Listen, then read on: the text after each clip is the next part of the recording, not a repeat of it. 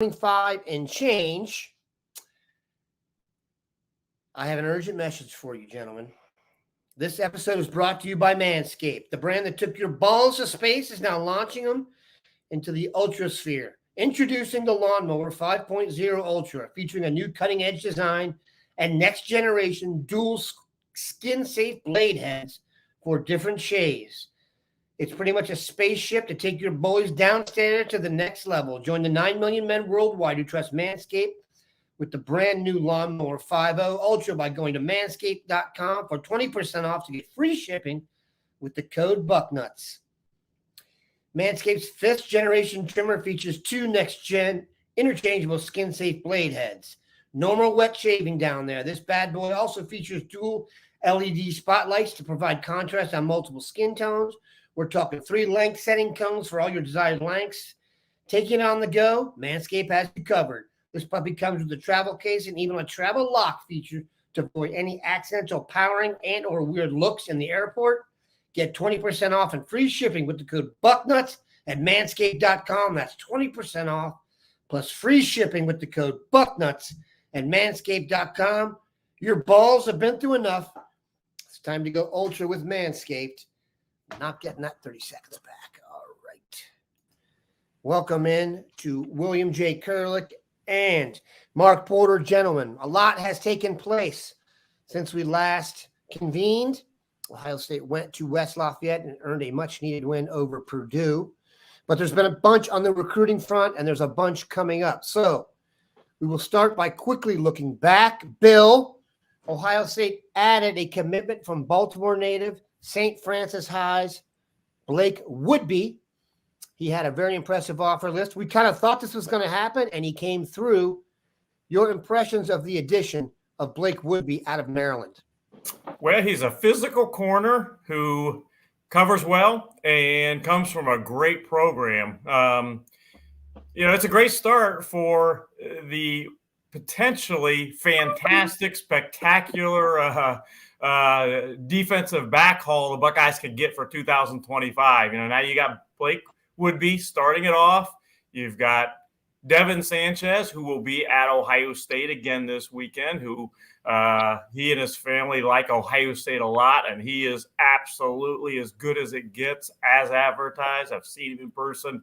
Tremendous, tremendous talent. I would not take any 2025 cornerback over Tavien Sanchez.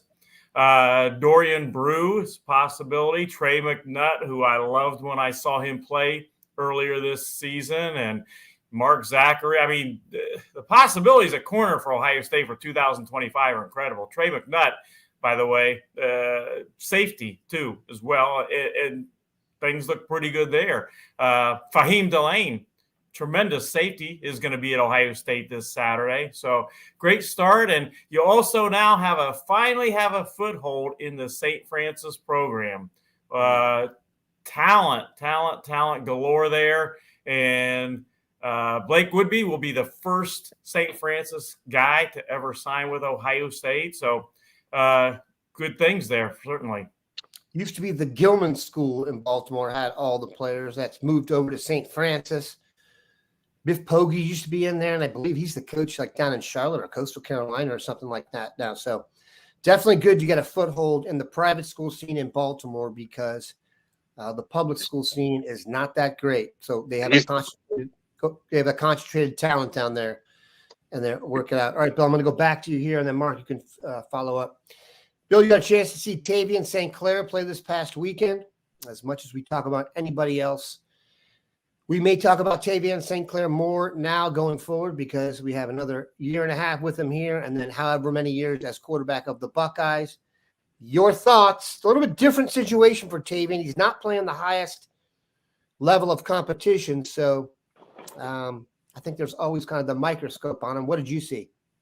Well, first of all, both of those teams are good high school football teams in their conferences, and they're not Division I programs. It's that simple. So, but they are good teams for their conference. They both were 6-2 entering that game. They were tied for second place. And by the way, that win for Bellefontaine assured them of a home game in the playoffs. So that was nice for them. But you walk out on the field and you look at both teams, and the first thing that at least came to my mind was that Tavien St. Clair looks as big or bigger than just about anybody on the field, including the lineman. He's not as heavy, but he's a legit 6'4", I think, looking at him. So physically, he looks fantastic. He's got a great arm. The one thing that I was really a little surprised with, he didn't do a lot of throwing the ball downfield. They had him rolling out more often. But, he's a really talented kid. And I just think the future is great. And if you're one of the fans that believes in running the quarterback some, and to be honest, I am. I don't know that I want Braxton Miller like he was being run all the time, because guys get hurt that way. But I like my quarterback to be able to run the ball, a la Joe Burrow. He runs long enough to keep the play alive and find the receiver open. But if he has to, he'll run it. But Tavien St. Clair definitely can run the ball. So if Ohio State wants to have a little bit more of a running possibility at quarterback, they're going to be able to do so with Tavien St. Clair. But again, he is absolutely, though, a pocket-first quarterback. And, that's what he is, with the ability to keep plays alive and run if needed. It's interesting. If we were to pull Bucknutters, who's the best quarterback to play at Ohio State, say, in the last 15 years or so, I wonder if they wouldn't choose Justin Fields, just because if you want to talk about a guy who can throw it and run it. I know people at the Bears don't think he can throw it, but they don't remember what he was like at Ohio State. I wonder if Justin's not kind of the prototypical college quarterback. And it sure would be nice to get some running out of the quarterback, and we saw that with Devin Brown this weekend. All right. I would like to see Justin Fields in a Kyle Shanahan offense. With all that time to throw behind that offensive line, the talent difference between him and Brock Purdy is night and day, and Brock Purdy looks like Joe Montana back there. So I don't know if we get a true evaluation. Sorry for that digression, but I remember thinking that the Niners were going to draft Justin Fields, and how nice it would be to bootleg him out off that zone, and I'm still waiting for it. Note to the Bucknutters, you best be on your best behavior, because the Sanchez are in the house and they are watching your every word. Mrs. Sanchez will be here this weekend, escorting Devin. So everybody, best behavior, and you don't call you nutters for nothing. So this is legit. And Mrs. Sanchez, by the way, I met her at Ohio State, and she is a super nice lady who they do a lot, the Sanchez parents, for their son. They got a great one, and they do a lot for him as well. My guess is the Ohio State staff will do a lot for them this weekend. That's going to be a very plush red carpet. So we hope he enjoys it. Jonathan Dickens asked, Bill, and we're just going to start going rapid fire here because there's so many questions and there's so much to get to. And then the back half of this, we will tie up whatever needs tied up. What is going on with Jordan Seatan? Bill, Jordan Seatan is going to be able to use his frequent flyer miles. Whichever school he chooses, he is going to be able to take his family to the Caribbean for Christmas, and no one's paying for flights. He's been to Chicago. I know he was at Colorado. I think he was at Oregon, Washington this past weekend. I'm not really sure, but he's all over the place. But he is a major, major priority. We've had one source tell us they think Jordan Seatan is as good or better than Brandon Baker. Not sure about that, but it'd certainly be a nice, I don't know, call it a consolation prize. Bill, your thoughts on Jordan Seatan, where things stand, and will his recruitment ever end? Yeah, it'll end, but he's going to go through the process, and I can't say I blame him. I mean, if you're a great player like that and you want to check out schools and evaluate them, nothing wrong with that, nothing at all. He's going to go check out Oregon this weekend. As you mentioned, Dan, he's been to a whole lot of places. The key thing is, though, that as of right now, the plan is he is going to make an official visit to Ohio State for the Michigan State game. That's the plan right now. He does change plans, I'll say that, at times, so you never know.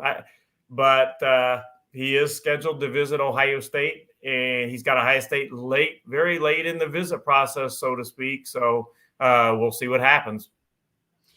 I'm actually pretty confident in this one, believe it or not. I think if they do get the last visit, I think they'll be in really good shape. I know he really did like Ohio State, the first dalliance they had with him. So let's hope they can pull that off again. Now right now, though, Ohio State does not have what is supposed to be the last visit. He's got South Carolina November 18th.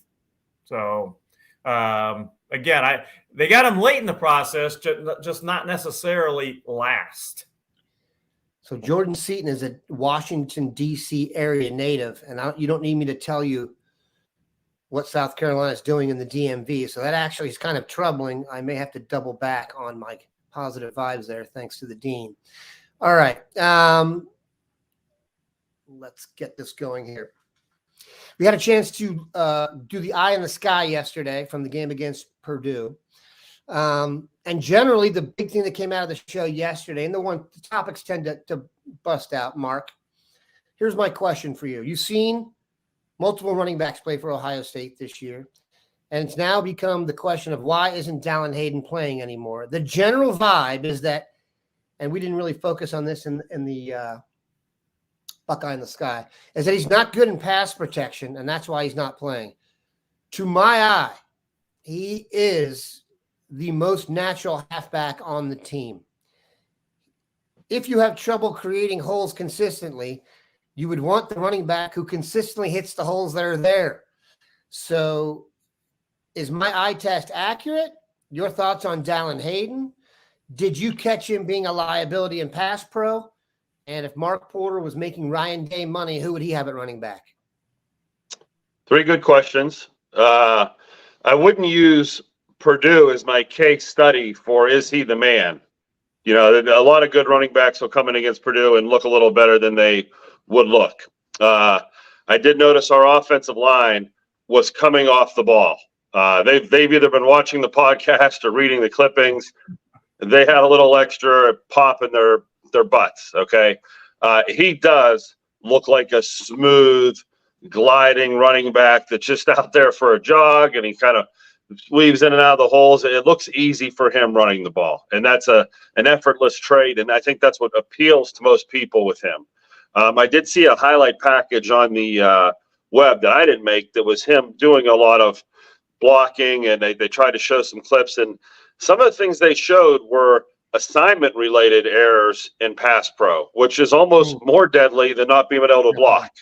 Yeah, like not knowing if you have inside out or outside in, or if you're sliding or if there's a last second slide. It's a lot going on with these complex third down defenses. You almost need a degree to figure out when linebackers start walking up and safeties start walking up the variables and 4-man, 5-man, 6-man rushes. And I'm making it sound really complex because for some people it can be complex. I mean, you got to memorize the numbers of every guy on defense to know that, hey, that's a Strong, that's a Will, that's a Mike, and what their responsibilities are. Because what I saw on tape was there was a couple clean run-throughs where he was looking to block somebody and there was no one there.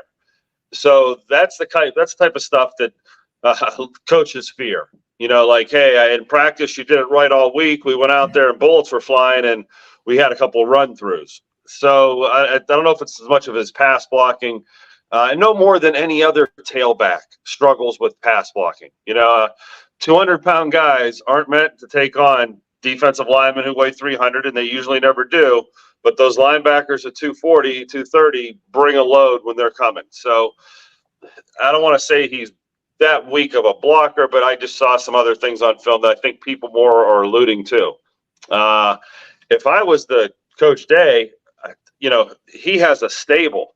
And Henderson is my guy because he's the guy that turns 6-yard gains into the big gains. And he's the guy that sometimes misses the hole or bounces it and still takes it for 20 yards. He's got something to him, but he's not perfect. In the stable of backs we have, you know what? They're all different. they all bring a little something different to the table, and that's kind of the ideal running back room. You don't want duplicate copies of the same guy getting the same things out of them. So I like what's going on. It's unsettling that we haven't settled on one. I think people love a guy, an Eddie George or Maurice Clarett. You just hang your hat on them for the game and watch it go. This is always going to be a running back by committee, and you hope it doesn't get predictable where when certain guys are in, it's, when he's in, it's outside zone. When he's in, it's pass. When he's in, it's short yardage run. When he's in, I don't want that to happen, but I think that's the situation we're in. But I love speed at running back. Speed pays the most dividends. The Cowboys just got rid of Zeke for Pollard because of speed. And is it paying off? Are we missing the power inside? And so I think you need the Tranium, the power inside, and Mayan Williams, their power, and I think you need all the combinations. But I do notice the offensive line had some pep in their step, and I don't know if that's just Purdue. We'll see this week, but there's a combination of things going on against Purdue this week. Two things I say to that. One is we talk ad nauseum here about we may have gotten spoiled at defensive end and wide receiver because of the guys we had before. We got spoiled with Zeke as a pass protector. He is the best blocking running back. I think his last year in Ohio State, he did not miss a block. If you did not miss a block, that means you also did not miss an assignment. And in the NFL, you cannot play a running back if he can't block, because your quarterback, who you have 27% of your salary cap invested in, will take a hit. If I want to go Cowboys on this, Tony Romo missed an entire season because Gronkowski's brother was playing fullback and picked up the wrong guy, and someone hit Romo at full speed, broke his collarbone, season over. Can't do that. Also, it hasn't been an issue so far because none of these guys can stay healthy. We don't even know who's playing running back each week, so they haven't really had to go with any one guy. I'll just be happy to have 2 or 3 healthy dudes when it's all said and done. All right. It looks like we've exhausted that. Let's get back to some of these names. William, Mika Hanna, who always gets us going with some very good standard recruiting knowledge questions. Do we flip defensive end committed to Kansas, Amaris Williams? Hard to say right now because he's never been to Ohio State, but that should change this weekend with an official visit this weekend. So what better time to make your first visit?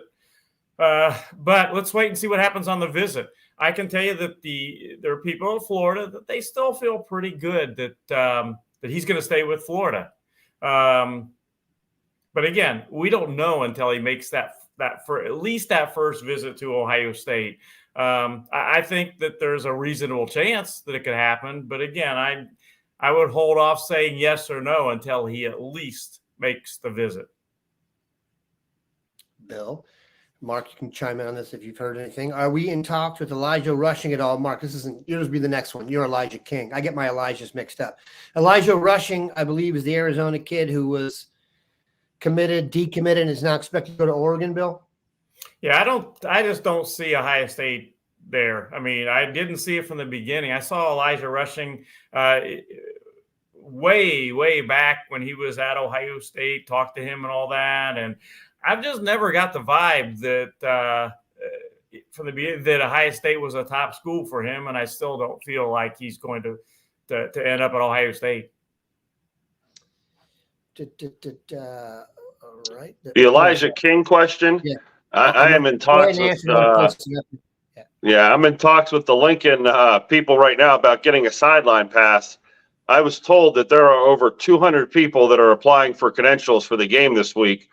Pickerington North versus Gahanna is a big-time game, big-time records. It's going to be a clash of the Titans. I can see why. So it's making me wonder if I should go down south and maybe see Fairfield and Coleraine, some other schools down there that might not be around for a few more weeks. But I wanted to get the update on King. I want to see him get in person. Is he going to be an option here? I don't think so, but I want to go see and do the full research on it. So hopefully I have an answer for you next week.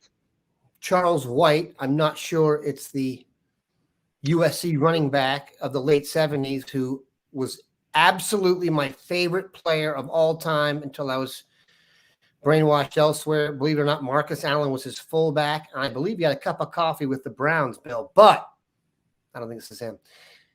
Good morning, gentlemen. I'm heading to Columbus this weekend from New York. Can you recommend a high school game this Friday night for me to watch around the capital region? Thanks. Did you just name it, Mark? That's it. I think Olentangy Orange and Olentangy Liberty are matching up. I had a few other ones when I was looking at, games for me to go see. But, yeah, that Pickerington North game seems to be one of the better games in the area, especially because you can see in Ohio State. And you know what? We're not sure if Sam Williams-Dixon's playing. I would bet he was. He was out 2 weeks ago when I was going to go see them play. So, he's had a hamstring, I believe, that he's been kind of gingerly working back. And this may be his debut, but I don't have inside information on that because I'm not sure if I'm going there yet. A battle for the mean streets of Olentangy. Bill can tell you that will be a drag-out, mean-spirited fight between neighbors.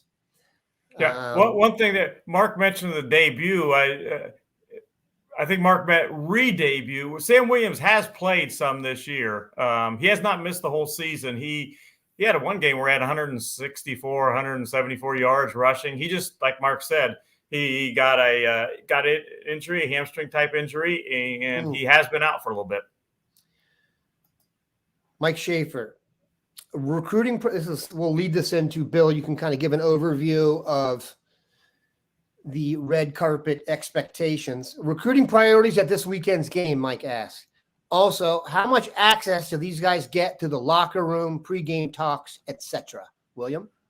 Well, the second part, it depends who you are. You get a lot of access if you're a top of the food chain, a top of the board guy. They get to go into the locker room and all that. They get their time, of course, with Ryan Day, and they get plenty of attention. I've been in that recruiting room myself on game days with all the kids in there, and the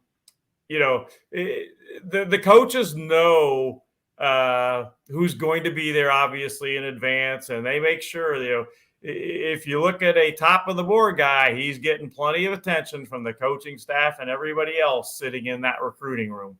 Now, the first part of the question was, let's see, priority guys for this weekend. Well, whole bunch of them.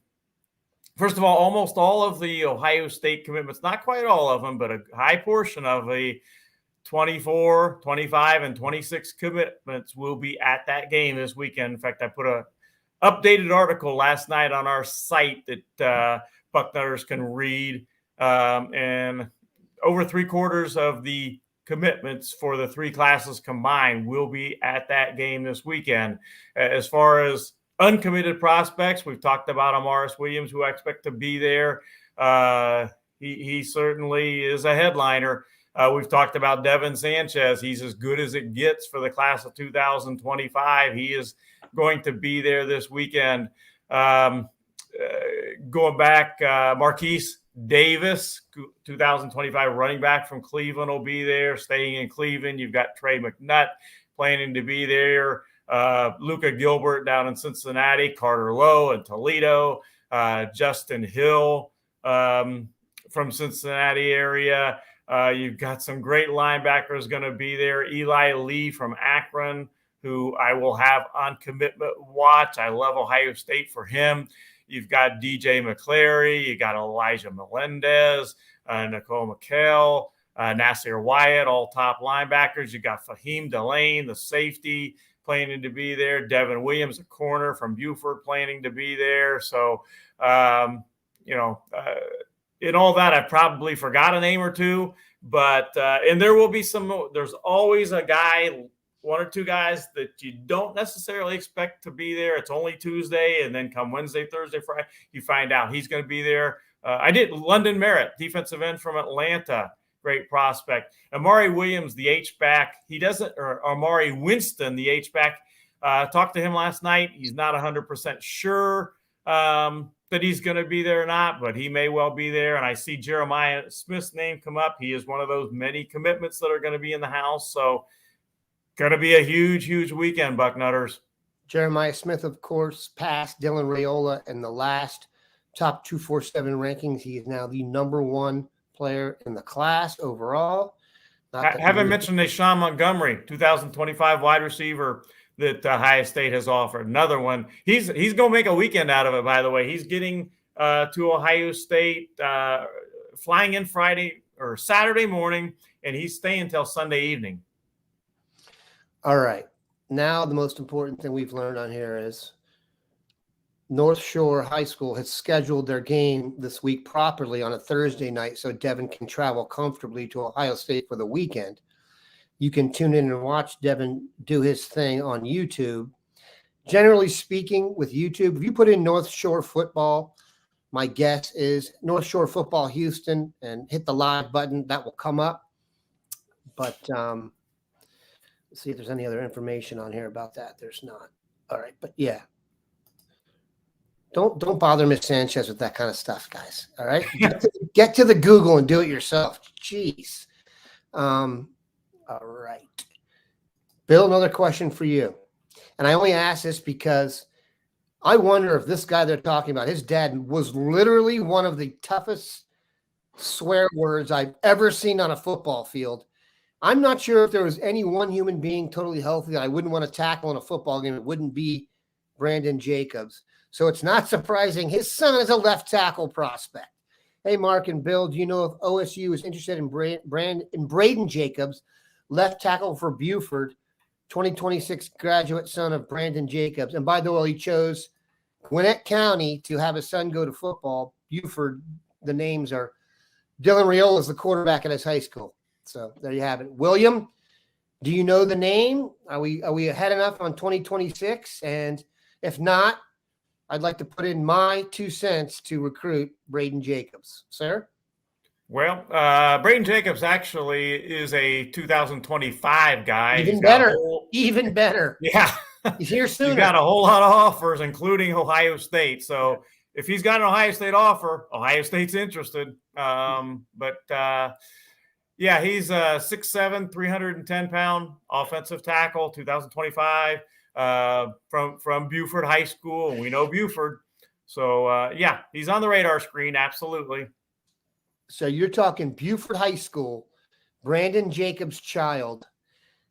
This is making me want to go up and take a walk around the block based on things I like these days. So if he was a Cowboy, I probably would leave my job and go and start to help recruit him. Because he was on the Giants, I'll probably hold off. But that is – I can't get over how good the football is down in Gwinnett County, man. If Kirby Smart doesn't win the championship every year, you Georgia fans should be very upset about that. I think I'm going to start spending a month or so during the winter in that area. It is. You say that in jest, Bill. It is packed. You say that in jest, but that's actually. I mean, we could probably make some dough on that. This is a little bit more general, and then we'll see if there's any more specifics. Bill and Grand Poobah Porter, GP Porter. I like it. That sounds like a license plate for your next car. I'm just saying. That nickname might be better. GP is better than Grand Poobah. GP, I like that. Because that makes you ask. Although, speaking of nicknames, I brought you the one for Puka Nacua that I heard, the receiver for the Rams. They call him Puka Doncic.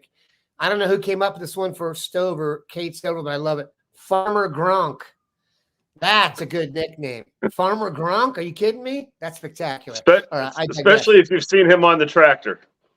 Hey, listen, if you commit on the tractor and if you watch any highlight video, they usually use Cade as the man's voice in there. Boy, he's got one of those voices that you're like, I wouldn't want to block him.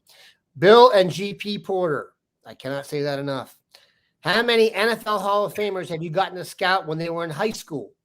Which one or two of those really stood out to you as having that NFL Hall of Fame potential even in high school? Kind of an ambush question, but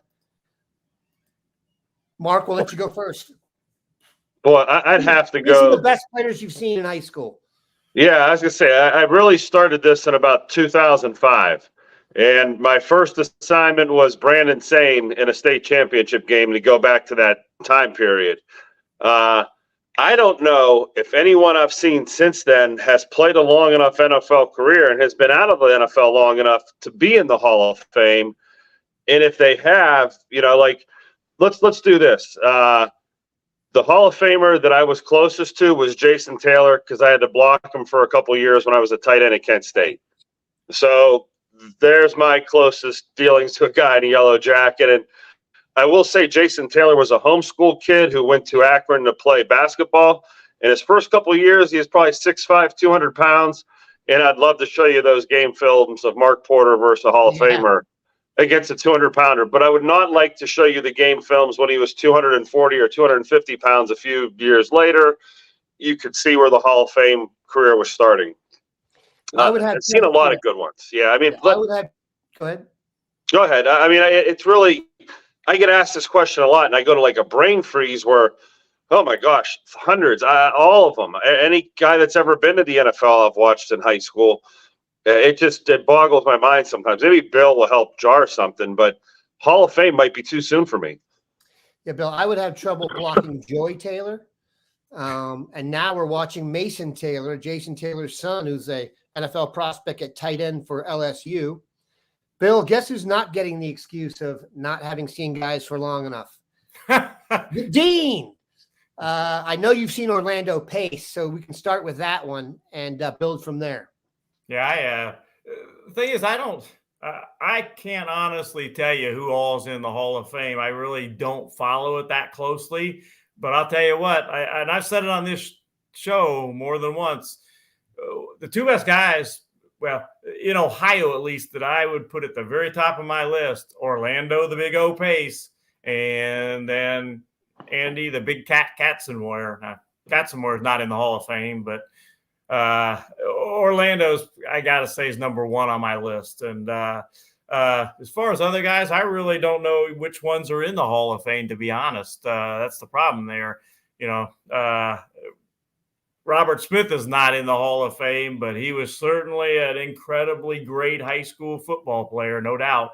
But again, my two guys are Orlando Pace and Andy Katzenmoyer.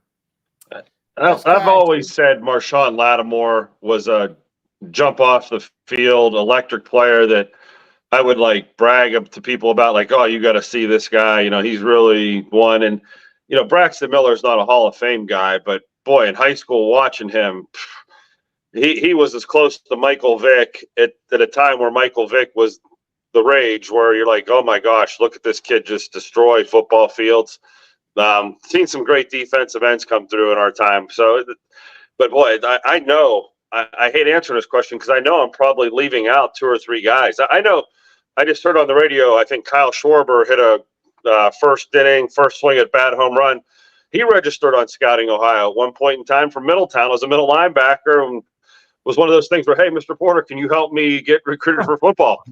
So he might be one of the best players that's ever been on, through my system. There's a lot of unique things out there. And I'm not much of a baseball guy. I think he made the right decision, though, going baseball. Yeah, yep. It's pretty fun to watch a team like the Phils win the World Series with all players from your team. Schwarber, Trey Turner, Bryce Harper. If you need any more Nats, just be willing to pay them. Best player I've ever seen in high school, I've thought about this. I think it's Percy Harvin. Percy Harvin in high school was literally the Allen Iverson from the same area. Sounds exactly the same. Got that gravelly voice. At 18, he sounded like he was a Marlboro Red guy. Scored a touchdown 5 different ways in a state championship game. And if you Google anything where you have former players, like the U thing, the Florida stuff about this came out, when they talk about Percy Harvin, he's one of the best players. I mean, he didn't turn out to be a Hall of Famer because of his, I think, off-field proclivities. But in terms of on-field stuff, he's the best player I've seen in person. So there you have it. And Michael Vick, by the way, also a Virginia native. He was not the most famous guy in Virginia, and he only went to Virginia Tech because he would not go anywhere that was recruiting a guy named Ronald Curry. Ronald Curry was at Hampton High School and was the most famous high school athlete ever in the state of Virginia. And actually went to North Carolina to play football and basketball after shunning the very first under-the-table NIL stuff with Nike in Virginia, and played with the Raiders and such. But the man himself, Michael Vick, did not do that. All right. Do we take one? Okay, Bill, last question, and then we will literally let you go.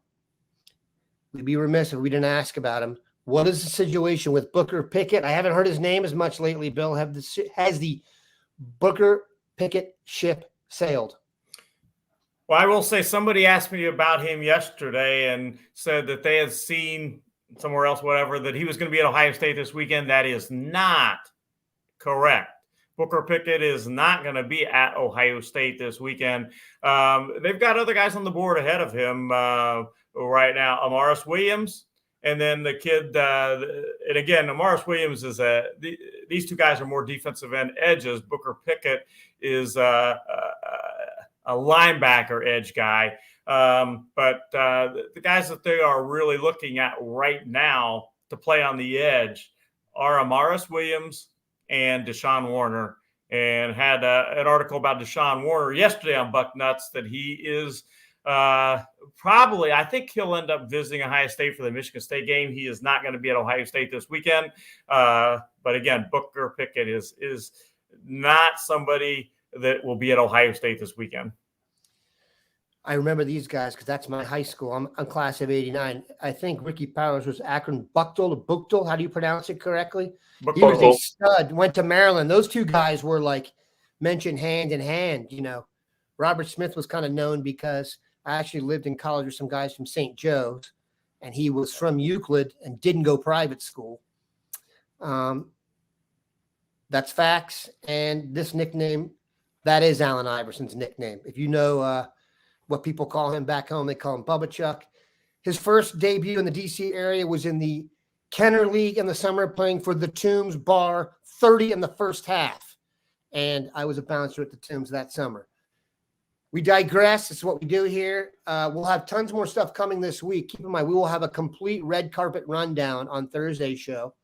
Bill will have a chance to, by that time, we'll have most people's plans will be solidified. And then we'll also let you know where these guys are headed for the weekend. We will dive deep on Penn State. By the way, that's kind of a big game this weekend. Hope you enjoyed the show. Have a good one, Buck.